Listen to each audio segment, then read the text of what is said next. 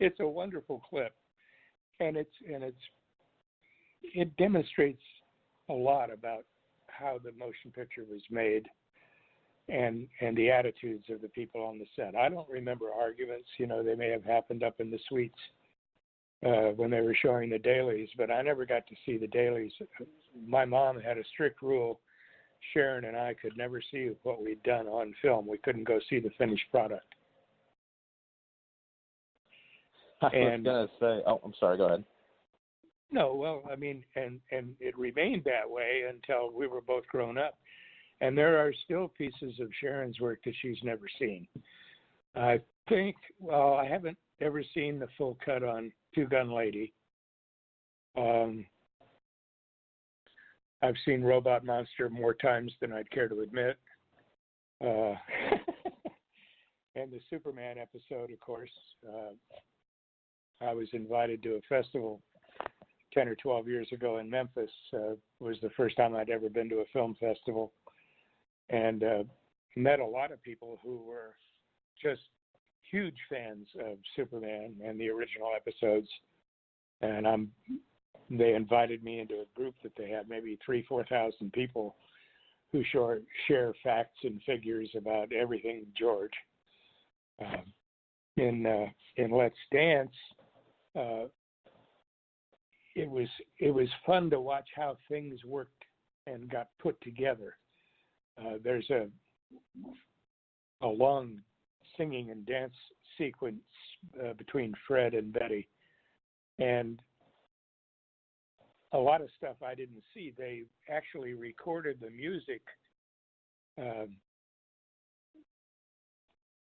not during the shot. They did the 40s version of lip syncing during the take, and they shot it from 4 different angles, or with 4 different cameras, all at the same time, on different parts of the set, and playing the music track in the background. That was kind of an eye-opener for me in terms of how motion pictures are put together. Almost like a process stage, but not quite the same. It was definitely a bonus. We finished probably everything in August or early September of that year. And Christmas rolled around, and the day before Christmas, early in the morning, there was a knock on the door, and it was a delivery of a bicycle from Fred for me for Merry Christmas. And he bought me a 20-inch bike, which fit just fine. It was a great little Schwinn. Well, later that day, there was another knock on the door, and it was another bicycle from Betty for me for Christmas. Only it was a bike I wouldn't be able to ride for another 5 or 6 years. It was a 26-inch bike, and Sharyn wound up riding it as a result, because she could get on it, actually reach the pedals from the seat, and I couldn't. Oh my goodness. They were wonderful people. They really were. That is always nice to hear. I know that the Golden Age has a lot of love and respect for it to this day, and I think it's really great that you were able to star with all these wonderful actors and actresses. And I guess I'd feel left out or remiss if I didn't bring up Robot Monster, which you co-starred in 1953, which I've read to be called one of the worst films or worst B films of all time, along the lines of that. Yeah, that I've heard that it's in everybody's top 10 list of worst movies ever made. I sometimes wonder how valuable that is as a pointer to my career to be remembered for that film. But it was fun. We had a good time. It was short. Don't think we shot maybe 4.5, 5 days. Almost all of it in the canyon where the exteriors were shot. Virtually all of it was an exterior shoot. And it was a warm spring in the Hollywood Hills, trying to remember the name of the canyon. Benedict, no, not Benedict Canyon. It'll come to me, maybe. My memory is becoming a little more shot as time goes by as well. So, but actually, there are 3 actors from that motion picture that I'm aware of that are still alive. Myself and Claudia Barrett. She was the love interest, and Pam. I'm trying to remember her last name. Is the girl that played my little sister in the film. She's still alive, living up in the San Francisco area. And as I understand it, it was the only film she ever made. And she has refused on several occasions to go be interviewed about it. So. Wow. Yeah, I think looking back now, I can see why it has so much appreciation, especially if you look at independent filmmakers these days. It seems like that's the kind of thing they go for. It might be cheesy, but it's memorable and funny at sometimes. But I think sometimes the effects, not using so much money towards something and making a shorter film, can pay off in the long run. I got a phone call about 3 years ago from a fellow named Rich Silverman in Hollywood, an aspiring director and producer. And he said he was putting together a stage play of Robot Monster, the musical. and invited me to the grand opening. And so my wife and I went down. It was pretty funny. Well, I noticed, I noticed that at least on, the internet's not always trusting, but it said you're in a film in production? Now? Yes. I'm guessing that. Not unless there's somebody following me around with a chest cam taking pictures. Maybe it's a secret shoot. Yeah, that's kind of what I was thinking, because I was going to ask you why you never decided to return to acting, but then I see this when I was getting the thing together for a drama called High School Confidential about school shootings. It says you're playing an officer, so I was like, that sounds interesting. I saw that collage you did for the advertisement for this show. It was pretty interesting. I saw some pictures I'd never seen before in that. You did some work hunting that stuff down, but I don't know anything about High School Confidential at all. So if there might be another Greg Moffett or Gregory Moffett out there working, but it ain't me, babe. Well, I know you had done a lot of things besides acting, and I guess I was curious about some of those as well.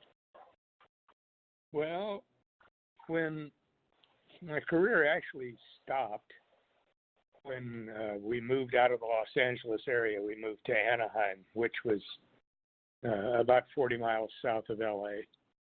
Oh, yeah. And juveniles at that time typically were interviewed for parts after 4 o'clock in the afternoon. And we lived right off the Santa Ana Freeway, which was 2 lanes back and forth, and there were 3 or 4 major industries along the freeway that did shift work, did day shift, swing shift, graveyard. And swing shift usually changed somewhere between 3 and 4, and it was virtually impossible for me to make an interview at a reasonable time from Anaheim in the afternoon after school. So I wasn't, I guess, sufficiently bitten by the acting bug to pursue it later on. It was just what I used to do, and pretty much has remained that way throughout my life.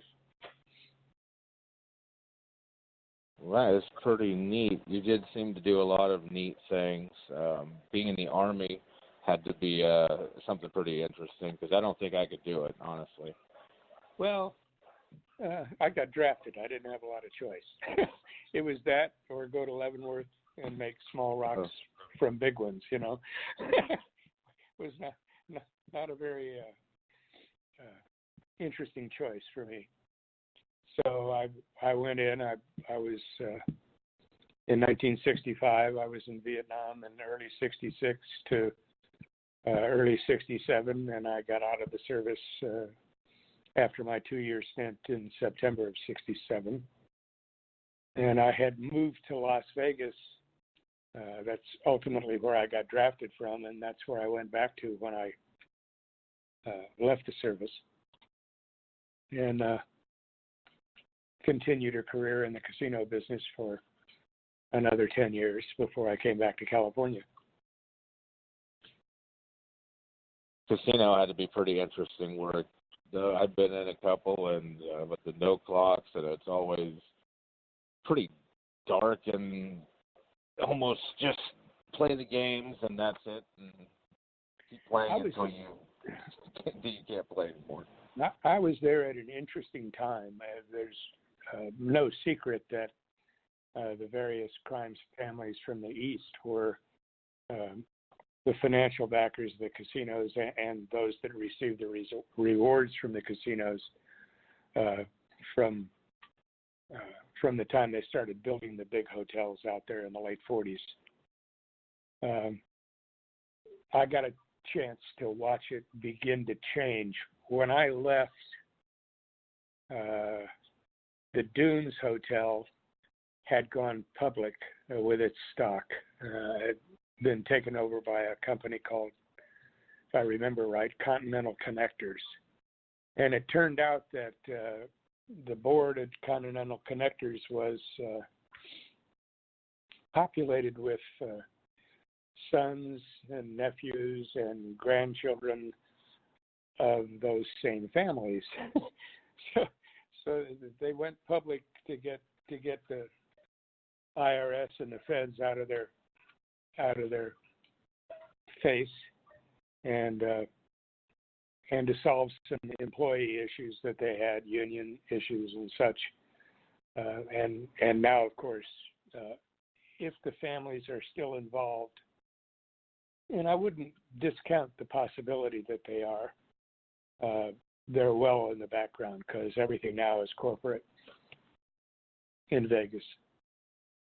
But I did deal to some interesting people. I saw some very strange things happen. Hello? Yeah, keep going. I'm sorry. Oh, okay. I dealt to Telly Savalas for a long time one night at the Golden Nugget. I dealt to an Arab oil sheik at the Dunes Hotel for across 2 days, probably 3.5, 4 hours. They took all the limits off for him. He could bet whatever he wanted. It was an interesting time because the bosses could do anything they basically wanted to, as long as they stayed within the gaming regulations.